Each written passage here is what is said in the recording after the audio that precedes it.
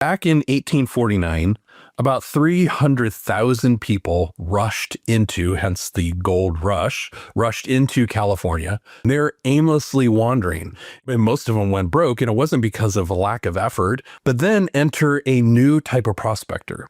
That prospector who used science, who used, of course, geology, who used data, who used the best tools. They saw that, the natural bend of the river and the current of the river would deposit the gold in the bends.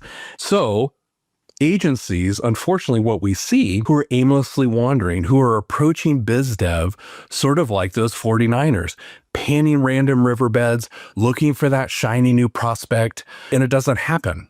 And so then there's the desperation, there's sort of the lack of hope, or, whatever word you want to insert or whatever emotion you want to insert. But it doesn't have to be that way when we follow the right navigational path and use data, because data's on your side, and then being really smart about activating the latent demand that is probably already inside your agency ecosystem.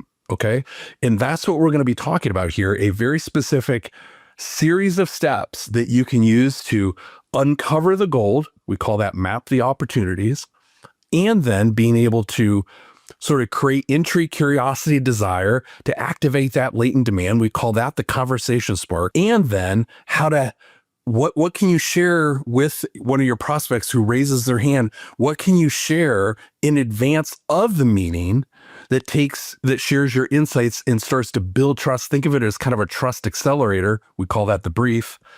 And then how to run that meeting following a Spark format. And I'm going to break down those 5 pieces within that meeting. And then how to, that right next step, to do what we call BAM FAM, which is book a meeting from a meeting. And then that steps into the trust architecture. Okay, so lots of terms, I know. I'm going to try to break this down as concisely and linearly as I can, step by step.